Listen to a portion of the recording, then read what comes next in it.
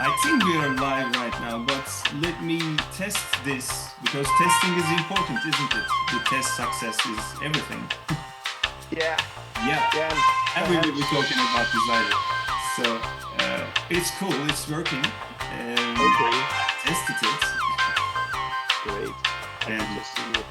now we got to be careful again. Yeah, even more careful. Even more careful. Okay, we'll reveal all the secrets today, huh? Yes, yes, The headline. definitely.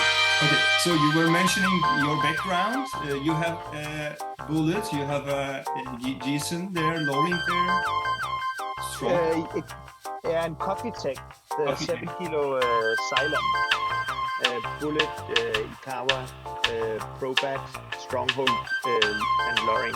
Which one do you like the most? Uh, it's different for Not different because reasons. political. Yeah. All right, all right. No, it's just like a car. There's no perfect car. There's always a kind of specific situation that you need to take into account, a context. Is it a family car? Is it city or outdoor and so on? A good metaphor that is, yeah. Yeah, yeah. Definitely. So there's no perfect. Definitely. So welcome to my Thank you. first episode of the series, which is actually in Turkish kahveden öte şeyler, which means things beyond coffee. So, Okay. yeah, we'll be talking a bit things other than technical stuff, roasting stuff, or other technical coffee stuff. If we land on to those, that is fine. But mostly, I will throw bigger balls on you. Okay. Yeah, Please do. because I heard in our last conversation 2 months ago, I believe, at the closing stages, you were mentioning things like your thesis was on a very strange subject, actually, this science and Buddha's way of looking at things, I believe. So I really Okay. wonder. I really wonder about that. That's the cake for me in this meeting. But I have some questions, by the way. So maybe you'll be mentioning this at any stage you like. But before that, again, welcome. I'm very happy to guest you here. Uh, Thank you very much for having me. Thank you. And uh, how do we know each other? Let me describe this first. I know you. Obviously, you're a famous roasting master. And actually, I knew you from 2013 from one of my teachers, who is Philip Akerblom, and he mentioned you. And then, Hmm. yeah, and I checked. Then I've seen that you were actually one of the designers and the directors of the SEA roasting SEAE by then roasting module. So Yes. you're a very strong influence since then and now, I believe, to me at least. I believe the things you brought to table are the things that should be talked more. I know that I've said we shouldn't be talking about coffee, kind of, but we will be talking about those, of course, in the later stages a bit. And I will try not to rush, but to be more summarized, not to make it too much passing through 1 hour because you need to go. I know you have another schedule in another city, I guess, I believe. So this is our story. How we met? Sorry. How we met was later in 2 years ago, I believe. I attended your pro class in Copenhagen. So I hope I'm a good student, learner. Definitely. I try to be one. Yeah. Uh, from the pain that I had from my students, I tried to be the best student I could. Okay, then. So I introduced you a bit, but if you like, you can introduce yourself as well a bit. So Yeah. let's hear from you. Yes. So it's really interesting that you are kind of getting at this at a different angle. and particularly how Buddhism comes into this, because my big interest when I studied philosophy was how to bridge science and Buddhism. I can just there's just a book here, for example. I'm just looking at it.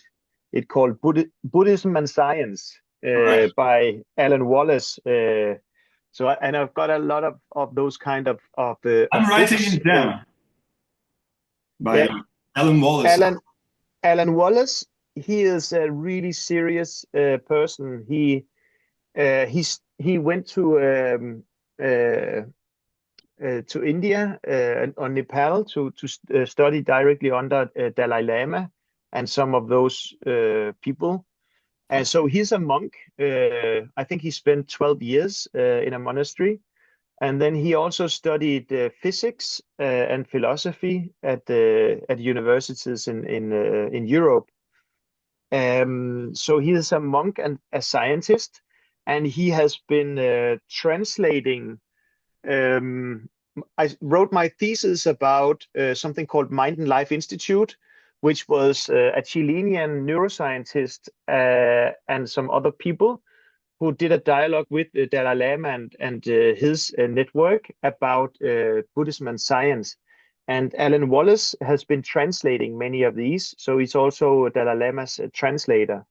But he's a philosopher in his own right, and he's been writing a lot of books on this subject, and has created a foundation where they have a lot of retreat facilities, and they are doing research in this hardcore research. So Alan Wallace, if people are just slightly interested in Buddhism and science, Alan Wallace is a really good place to go for that. Thank you. Yeah. I also have another book that is a practical introduction to meditation by Alan Wallace. It's called Genuine Happiness: Meditation as the Path to Fulfillment. Okay. So some tools. So, yeah. All right. But I got bigger balls to throw at you, really. So are you ready? I'm ready. All right. So they're coming. From heavy to light, I guess. So the first question comes to mind when we're talking about Buddhism. Let's say Buddhism, but I want to not correct, but include something. In my point of view, Buddhism might be a religion or whatever, that they follow the rituals and everything, but there is something, another term than Buddhism, than the Buddhist followers, and they call themselves Ehipasiko. So it means the Buddhist way of thinking says, come and see. So it's exactly what science says. Come, observe, and you accept if you like, if you know it, experience it, by the way. So maybe our followers now will be thinking like, are we talking about Buddhism? Not actually. We're not actually talking about Buddhist rituals, but I know what you mean, by the way. I'm saying for the audience, and it's not a correction, of course. So any addition. So my first question will be, there is belief. There are terms like belief, trust, and knowing, which might be deriving from experience, the knowing part. And what are the differences? What do you think about those terms before getting into science? Belief. That's really interesting, because I'm really, as everybody who's heard my podcast, I'm really very fascinated and take seriously very much the hardcore sciences. So first of all, I really take serious that we have a physical realm of reality. And then we also have the mental realm. And some people would like to reduce the mental realm to something secondary to the material realm, where I'm very inspired by a philosopher called Ken Wilber, who says, no, it's not it's it's it's not an either or, but it's both and. And you cannot explain the material world. I mean, the material world is real, but the mental world is also real and in a sense separate. So they both exist. So you can think things that doesn't exist, but you'll also be you cannot, if you step out in front of a car, you will be run down, right? So it's not that mind is over matter in that sense. So it's two different aspects of reality. But then you have a third aspect of reality, and in Zen Buddhism they call it body, mind, and no mind. Mm-hmm. And so, in that sense, the spiritual aspect of reality is described by what it is not. So it's real, but it's not body and it's not mind. Yeah. So if you take away body and mind from what you experience, you have spirit left. What is spirit? Well, it's not body and it's not mind. So if you're kind of stuck in your body and your mind, you'll never know, right?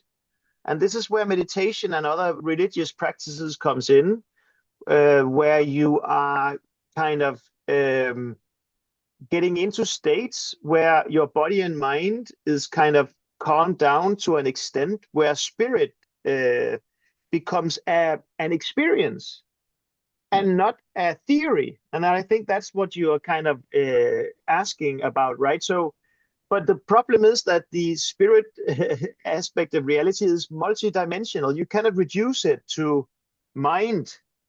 And this is where you have theology. Theology is an attempt to try to describe what cannot be described.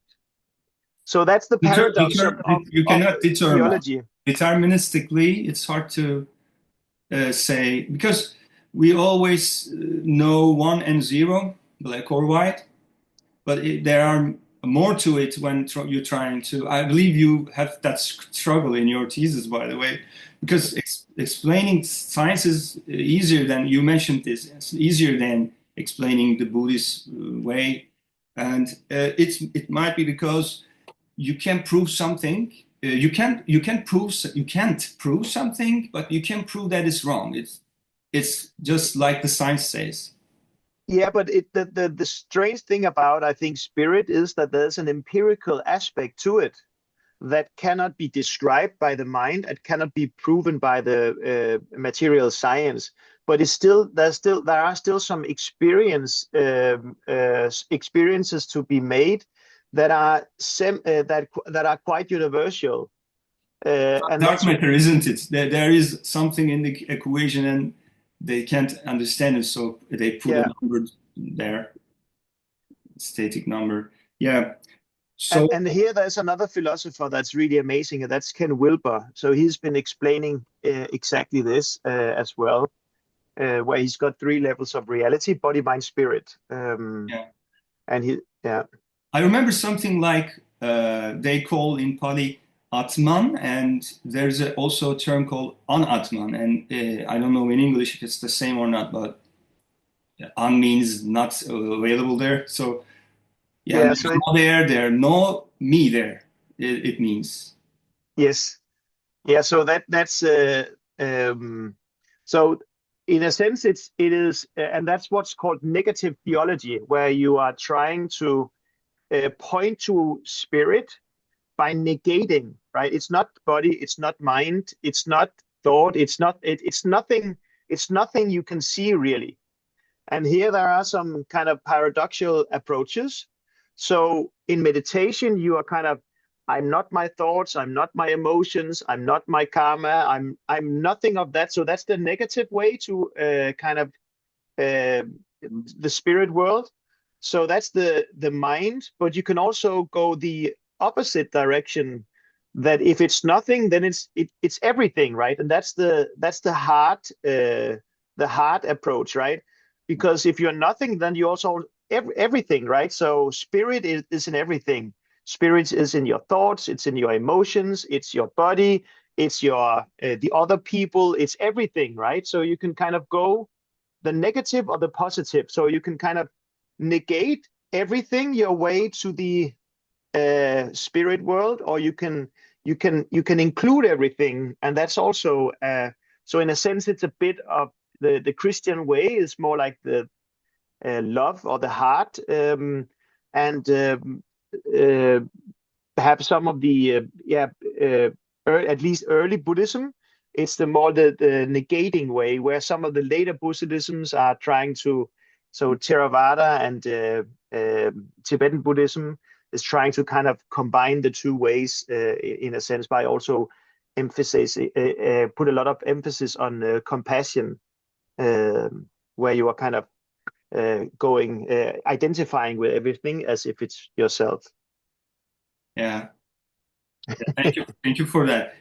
I sense that you remember your thesis days now. Yeah, it's 20 years ago, You but I still, was it's still there. yeah.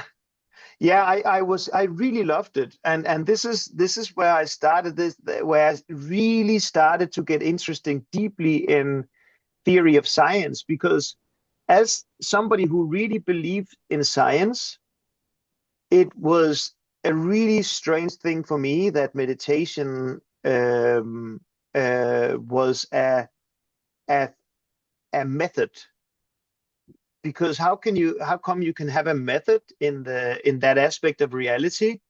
Is that science? Is it not science? How is it science? How is it not science? That really was what I was wondering, and that's why I really studied theory of science a lot, to understand this whole uh, thing with Matrix. Buddhism and science. So my next question will be related to that. So it's about actually truth. You mentioned real as a term, which is almost the same, looking the same, but truth means actually maybe something else, very deeper, very philosophical, and it tells us, it brings us to the question: is there a constant truth? Buddhists, I guess, don't believe in a constant truth, don't experience constant truth. It's a moving thing, actually. Maybe science is telling the same, we may say. It really moves constantly, every time. So grasping the truth is a hard one, really. But do you think, is it possible to grasp the truth with science, let's say? Or what are your comments on that, to everything I've said? I think Ken Wilber is the best uh, philosopher to really answer that question, because he's got one of his early works is called Eye to Eye, where he's talking about a distinction in Christian theology called the eye of flesh, the eye of mind, and the eye of spirit. So there are different types of truths related to different aspects of reality. So body, mind, spirit, or body, mind, no mind, as a Zen Buddhist would say. And he says that there are three different aspects of reality called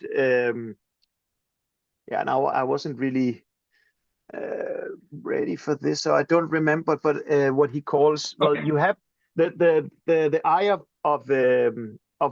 of flesh is of course what interacts directly non-cognitively. So when you learn to play football, for example, you have a direct relationship between your body and the football, right? You learn to play football by kicking football, and that's actually the same I also say in coffee roasting. You Mhm. learn to roast coffee by roasting coffee, and this is where I have this standard roast profile that is actually not very cognitive. It's more physical. You learn how to control your roaster. Yeah. And then, so Ken Wilber says there's a kind of direct relationship between the eye of flesh and then the physical world. But then you also have, then your mind can analyze the physical world. This is where you get Newton's law, right? And other understanding that the mind looks at the body. And this is where you get the physical sciences, chemistry, physics, and all that, physiology. But then you also have mind that looks at mind. And this is where you've got hermeneutics and phenomenology, where mind looks at mind. Here you are looking at what's it called? It's called it's called something. I was No problem. you've got truth that is because you've got cohesive arguments, or you can have truth because you are testing something in the physical world. It's two different things. So an argument is cohesive, right? So it's true. It's true if it follows logic. So Mhm. hermeneutics, logic, and phenomenology, that is mind looking at mind. So you can have mind looking at body, and this is where you've got chemistry and physics, and then you can have mind looking at mind, and then you've got hermeneutics. And then you can have mind looking at, he calls it transcendentalia, and that's Transcend- theology. So yeah. that theology is mind trying to look at spirit. So the eye of mind, so you've got the eye of flesh that looks at that directly handles the physical world. Mhm. And then you've got the eye of the mind that looks at the physical world, and that's the physical sciences. You've got mind that looks at mind, that's hermeneutics and phenomenology. And then you've got mind that looks at spirit, and then you've got theology. But then you have the eye of spirit that looks at spirit, and that's not something you can condense to mind. Well, that's what theology tries to do, but you also, and this is where you need to have your own experience. You can't just read somebody else's theology, but and this is where the meditation comes in. This is you trying to get inside yourself into the world of or the aspect of spirit with your own eye of spirit, right? And Ken Wilber, he talks about esoteric, esoteric and exoteric religion. So exoteric religion is religion where you're just following what somebody else is saying, but esoteric religion is where you are trying to help people see for themselves. So that's actually what I try to do with coffee roasting. I know that that's not very spiritual, but this is where I'm trying to make it simple so people can walk the way and see for themselves, how do I control a roaster? How do I evaluate with no bullshit terms sensory, right? Keep it simple. And Yeah. if you scrape away the bullshit, you are actually making an esoteric because you are making people walk the path themselves rather than just followers. And I think this is the problem in coffee, that Yeah, but people are trying to make an exoteric religion where yes. they are the ones that see into the word of spirit, and everybody else just have to trust them. That's all the YouTubers. They say a lot of things, but they never really give you sensory data. And then nobody can see for themselves, but they have to trust, and that's followers. That's exoteric. That's a power game. Yeah, actually, when you look at some places for some terms like belief, an example to belief is believing in science.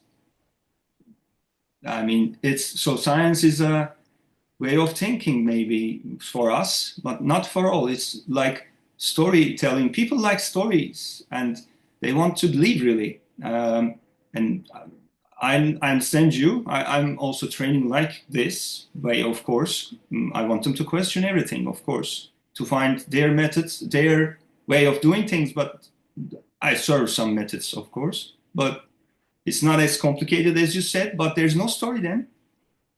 There has to be some stories. So yeah, I too believe they make it too much complicated in the sake of building stories. Yeah, but they are throwing some smoke bombs for people never to really understand. And this is where people are overcomplicating sensory methodology. It's because they are throwing smoke bombs so people can never really get insights and start to think for themselves. And this is what I'm trying. So with my podcast, I really try to put out exactly what is theory of science, what is research design, statistics, so that people can start think for themselves. I'm not hiding. I really want and it's not my ideas. It's just what's already there, and what's already there is good enough for people to start think for themselves. And this is also the difference between belief and faith. So you need to believe somebody else and you're just following, right? And also with science, people, you can believe in science, but why don't you just use the method so that you can get your own experience and use science as a method? You don't need to believe in science, but you can use science, right? To get Yes, your own insights. definitely. So, so I really think that there's a big problem in educators and even our own Specialty Coffee Association. Yes. They are trying to create followers rather than leaders because they are overcomplicating things so that people never able to think for themselves because it's too complicated. Nobody understands what's actually going on. Yeah. So they are creating a lot of followers, and that's an exploitation behavior. Yeah. So because they want to be in power to suck out resources, but they should be the ones helping us. Yeah. They should be leading us the way of scientific thinking Yes, so that we can be the leaders in our own lives. in our own lives. And also uh, some curriculum ingredients like chemicals and the chemical reactions and some standards such as the scorching standards, let's say. It's really nonsense. I'm trying with my students to do a scorching sample, just like the SEA says. We can't make a scorched cup or undrinkable cup. We can't do it. Yeah. It's very tasty, by the way. The scorch recipe of SEA is the best tasting thing. It's not me. It's for blind tests. We've seen that. And Anyway, then this is part of the anecdotal, and that there are so many anecdotal approaches that just doesn't. It's kind of it's when you're not testing the things, but it's a great story. That's kind of the mind stuck in mind, right? yeah, And in those cases where mind is trying to come up with predictions about the physical world, this is where you need testing, and this is what people don't do because they love the story so much they don't want it to risk losing it by testing if it's actually true or not. yeah, yeah. They want inputs, outputs, and all in the middle. Everything should be excellent looking. The story, I mean. But Yeah, science is mostly boring, isn't it? To be yeah. honest, because What it's is boring? science is boring, to be honest, to people at least, isn't it? Yeah, yeah. Science is boring if it if it It doesn't have a responsibility to be not boring, by the way. no. No, it has as a responsibility to be boring because to be boring is to not get carried away by your by excited emotion and create bias in the data or in the kind of use of science for marketing purposes. So science should be robust against that. So in that sense, it is boring, but it's always exciting to it's exciting to get some results, even though regardless if they are useful or I mean if they are as you expected or not. So yeah. It doesn't have to serve us. No, but I think by being by being independent of our wishes for the world to be in a certain way, it is serving us. Yeah. But it shouldn't bend to our wishes. That's the thing, right? I just today I got some results in a sensory descriptive analysis that I was disappointed because I we didn't get a lot of significant different descriptors, so I couldn't make all the nice model that I hoped.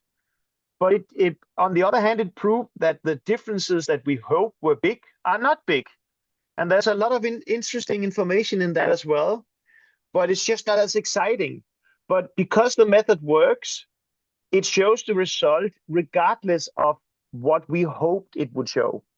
The And in p-value, that you mean? sense, yeah, the p-value was not small on any of the descriptors, except one that was a bit disappointing. But You should raise that, this p-value. Yeah, it's 5%. It's too low. No. no, it's not too low. It's exactly where it Okay. should be. Making It's all just, of our lives harder. Anyway. yeah. Uh, yeah, I see what you mean. And this is exactly some people. for some people, it's hard to get into science because of that, because you need to work and work and work. And they also think they need a laboratory. That's another question of mine, actually, my future questions, but let's take it before. Do we really need to make science a lab of our own, or a small one, even a small one? Do we need it really? No, it's as because what is a lab? Well, I think you should make sure to have the facilities needed for the question pursued in the research project. So, for example, the project that we did today, perhaps I don't know if I can share a screen, because I did take a photo, Okay. and basically, You can share your screen. let's see here. I'll just yes. So you can see here today we were 15 people doing sensory data in a sensory descriptive analysis with my new software, and this is good enough. This is a sensory lab that is good enough for the purpose. So we actually have we have a scientific article under publication that that is based on this method, and it's very clear that it's good enough for the purpose. So you just need the circumstances. So if it's chemical analysis, of course you need some equipment, and you need to always remove possible sources of bias that could be introduced to the data. So as long as you get and you are sure that you have no bias sources, then you have an app if it suits the purpose. You're right. Scientific thinking, they should first get into, I guess, the people who wants to be more scientific, let's say. They don't need a lab. Let me summarize. They don't need a lab in terms of what we see at the movies, but No. yeah, it depends on what you're looking at, of course. Yeah. But I think science is fundamentally basically common sense, and this is what I'm trying to do in the podcast. I've kind of extracted it at 8-point feature of a good theory. So good theories have some common sense principles that are easy for everybody to understand. So science is not a specific, lab or anything. It's a way of thinking where you are trying to find out, to expose mechanisms in reality that are mechanisms beyond personal biases in observation. So, and this is where the method becomes so fundamental, that you need a method so that this you would anybody using that method would come to the same conclusion with regards to the question that you're pursuing in a specific research area. And this is so objectivity is something related to the method and not the object of investigation. This is something that people really struggle with in sensory. They say that sensory data are subjective, but they are not. They are objective, because objectivity is tied to the method used. And then, and that's why I recommend that we just call it first-person data, because you've got intensities and preferences in sensory, and they are both first-person data. So rather than say something is subjective, that's kind of throwing this smoke bomb that gives a lot of power, right? If done, that it's so complicated and need these complicated forms. It's not complicated. It's just either you can ask questions about intensities, in which case you have a descriptive analysis, or you ask questions about preferences, in which case you have a consumer data set. And it's objective because anybody using the same method, asking the same people about the same thing, you will get to the same conclusion for the research project. So that is the objectivity is tied to the methodology. And you can ask about intensities or preferences, but it's both first-person data. And this is what I have from meditation research, that they call it first-person data.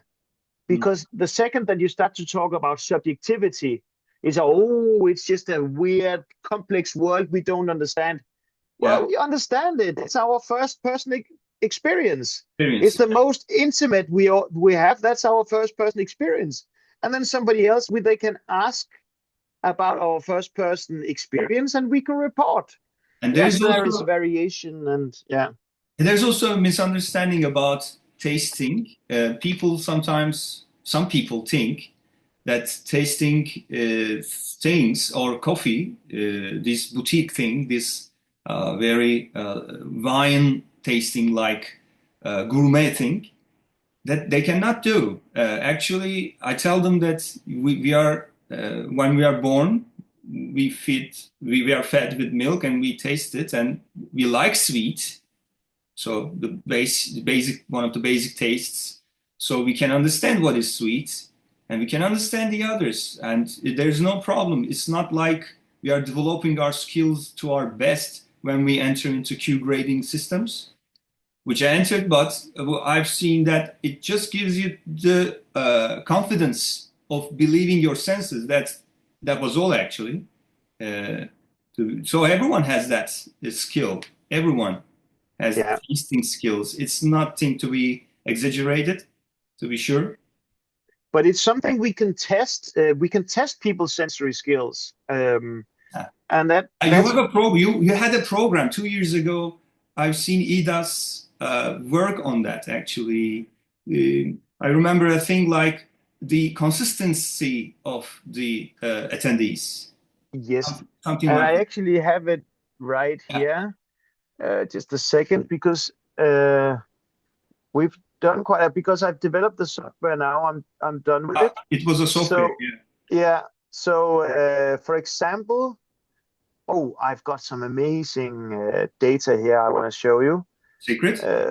They are not published yet, but they're not secret. There's a crazy Danish guy called Rasmus who is growing coffees in Denmark. And we have some really interesting data from a tasting we did. And just a second. I'll just share a screen. So basically here you can see a presentation. Yes. Where we've got 6 different coffees, and then we've got some different flavor attributes. And this is then scored, each sample is scored in triplicate by all the assessors in the setup. And they're only scoring intensities because this is a descriptive analysis. And here we can map out the flavor profile of each coffee. And it can be mapped out in different ways. Here we can see how they were significantly different in flavor, most of them. Yeah. And this is really objective because each sample is served 3 times in a random sequence, and people are just scoring the descriptors. And only to the extent that people are consequent with scoring the different descriptors differently, we get significantly different results. So you could see there was one coffee here. The Robusta was less acidic than all the others. That's not a surprise. But also we could see here in the intensity of florality, for example, there are 3 different significance groups. The Robusta is the lowest. And then the F1 hybrid, Caturra and Liberica, was the same. And then Brevives and the Ethiopian heirloom was clearly higher in floral. So this is objective data. There's no problem in having objective data. Any sensory scientist working with the same samples would get the same results, even if it's not me, because we would use the same method where bias cannot sneak in. And then we can also almost make this hearing test of each and every panelist, because we can see how well the panelist was scoring the same coffee on the same descriptor, the same every time they got it. They got it 3 times without knowing it. So this is objective data about the product. It's objective data about the individual cup scorer. So this is all sensory skills slides that just explains the sensory skills of each student. And we even have a panel calibration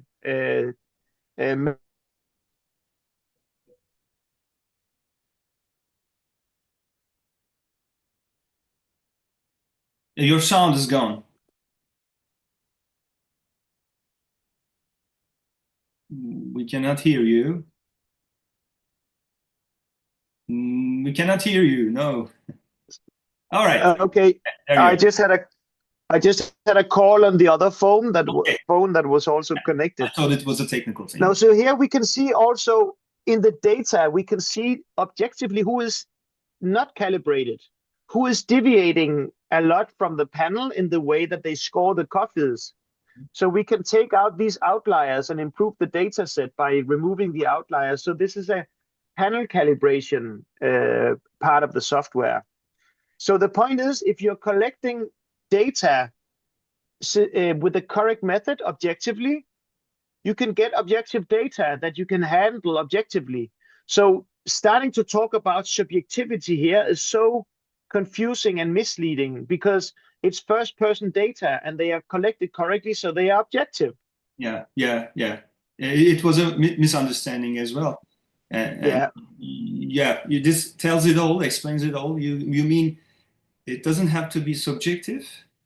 Sorry, it's subjective, but it doesn't mean it can't be scientific. Exactly, and this is why I would prefer, and I have this from meditation research, just skip the word subjective altogether because people get confused by just the word. Yeah, they think it's wrong. Call it first-person data. Yeah. Okay. Objective data about first-person data. That's all sensory sciences. Okay. Objective data about first-person data. It's not about chemical molecules. Good. But because in chemical molecules, you also have variation. And you have variation in sensory data, but that doesn't make it subjective. Yeah. And by the way, going into that, I would really like to hear from you about your prior experiments, I guess, about acids. So can you tell a little bit about those? About the organic acid?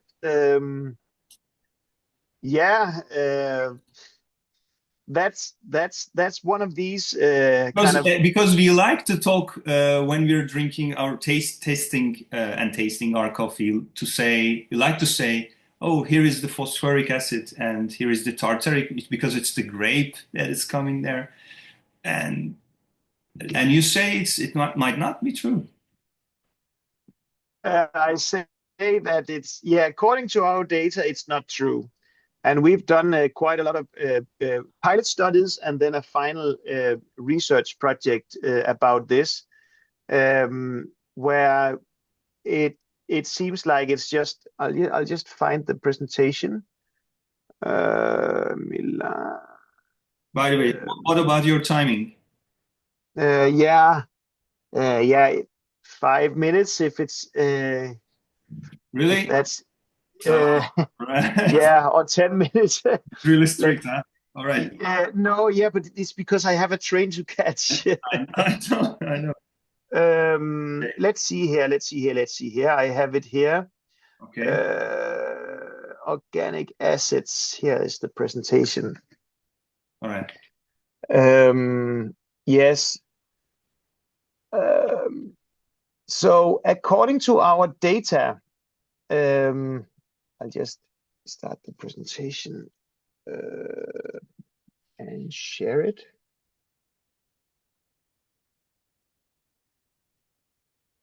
So can you see it now? Yes, there. So we did some pilot studies where we were surprised to find that there was more acids in Brazilian pulp natural than Kenya's, quite a lot more. So I thought the student did a label error. And then I did then we did also some sensory data where it seems like people couldn't taste the difference between different acids unless it was acetic acid up against other acids, and acetic acid is volatile. So that gives us something in our nose that the other acid doesn't give us. So that makes sense that acetic acid is the only one that in watery solution, if the concentration is high enough, it will be detectable. It's the kind of a bit hint of vinegar or something like that. But only if the concentration is high enough. If the concentration is not high enough, we can't perceive it, right? What about citric So acid? yeah, so what we did was that we measured the concentration of acids in the two most acidic Kenyans we could find, and the two most or least acidic Brazilian pulp naturals we could find among specialty coffee. It was among specialty coffee. And then we had a Bolivia just to have something in between. And what we found chemically was that um, malic, phosphoric, acetic, lactic was and formic was below a sensory threshold. You can see that we also measured the sensory threshold, and that's the red line here. So all of these, they're not really different when it comes to different coffees, and they are below sensory threshold, except citric acid, which has much more. There's much more citric acid in Brazilian than Kenya. So not even the total concentration of the only acid that is above threshold. There's a direct relationship between concentration of acids and perceived acidity, because everybody knows that Kenyan tastes more acidic than Brazilian pulp natural. So there's just this weird thing that there's no difference, or there's no relationship between even the total concentration and the perceived acidity. What do you think So that differs for people? it's just people. It's probably some aromas that people pick up. It's not related to acids, because what we then did was that we took 13 bar managers from the Coffee Collective here in Copenhagen, and we trained them in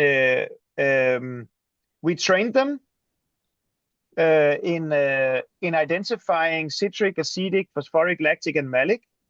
Mhm. And then we spiked coffees with the same acid. So we doubled the concentration for each acid that we tested.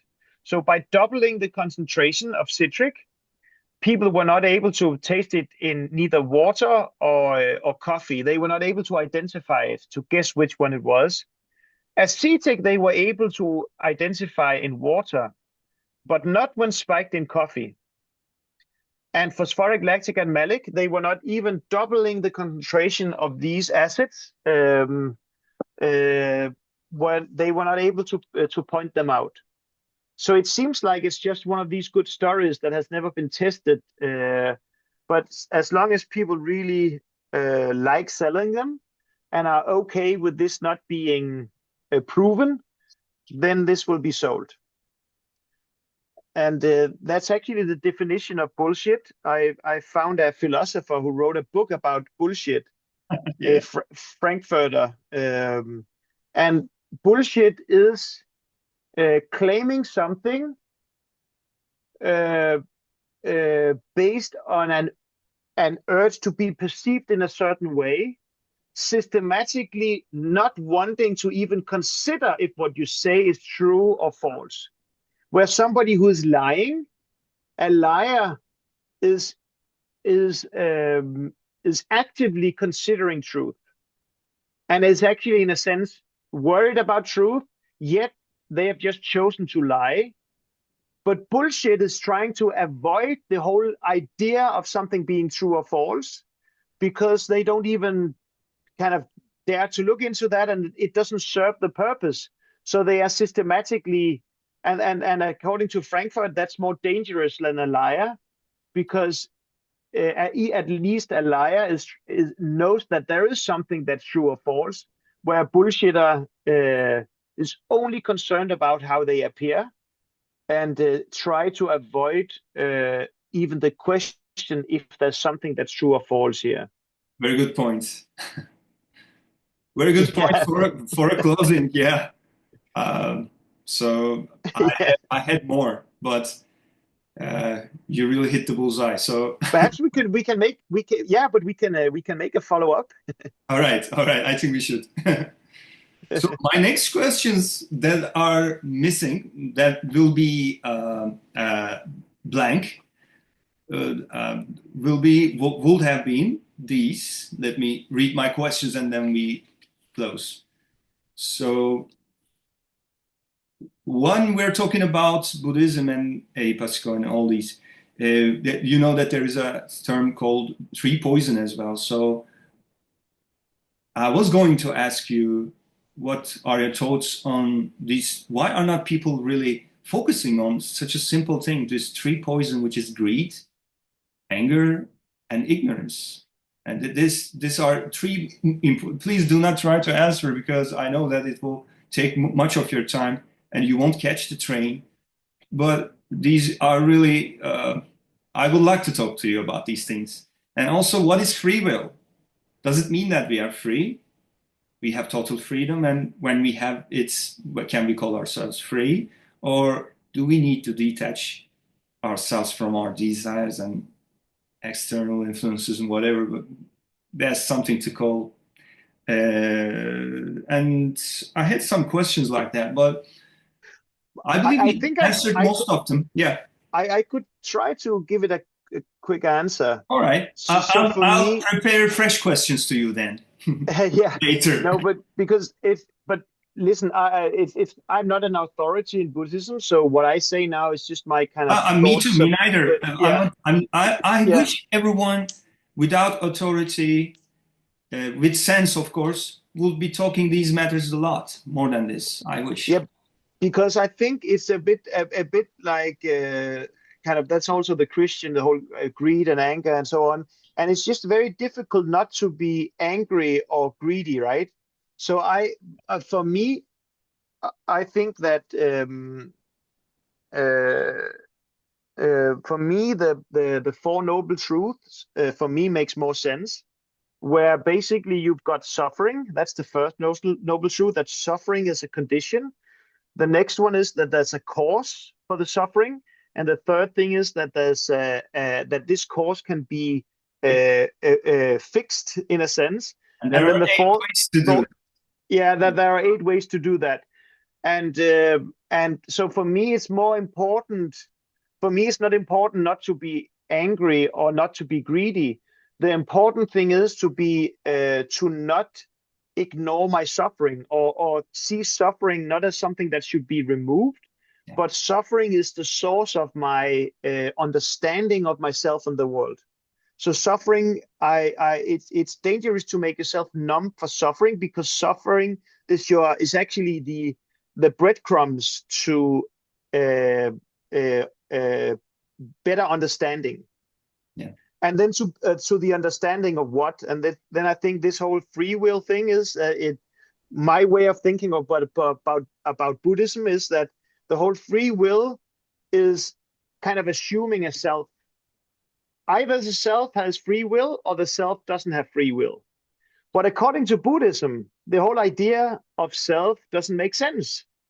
So they don't think it's a relevant question because the assumption behind the question they don't agree. So according to Buddhism, it's not a problem that we are going to die. The problem is that we think we exist, Yeah. Yeah. right? Definitely. And so we got so many so lives to figure out. yeah. So that's just my quick takes on those. Okay. Okay. Yeah. Heavy questions, but these were the prior ones and the first ones. Then we went out to coffee again because we Yeah, like to play with coffee. We are kids that likes who likes to play with yeah, coffee.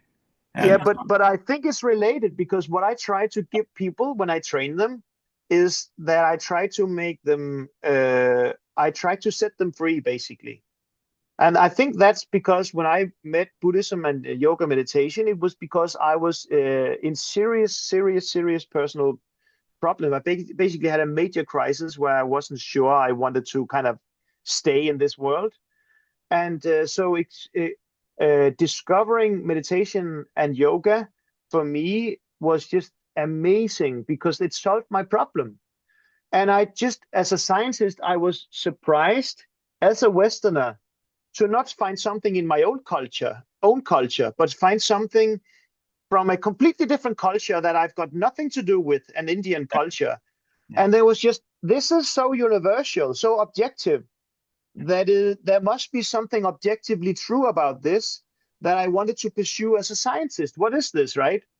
And when I had my crisis, I was lucky enough to find people in yoga and meditation who didn't try to exploit me. They wanted to set me free, right? They didn't try to keep me there for financial gains. And I think that this is what I try to do in coffee as well. I'm trying to not tie people in a dependency on me. I want to set them free because they trust me with this. I feel I need to help them not get stuck in bullshit because that doesn't set them free. So for me, I think it's a bit related. So this, when you said we talk about Buddhism and we talk about coffee, well, for me, it's the same. It is definitely. And you like coffee. This is why you do it. I love coffee. Love coffee. Me neither. Either. So thank you very much, Morten. Thank you so much, Imai. Yeah, absolutely love your questions. Thank you very much. And I loved your answers. I love to chat with you and I would love to do it more. So let's definitely also. So have a good trip. Have a good trip. Have a good day. Thank you so much. Take care. Thank you so much for inviting me. Thank you. Bye.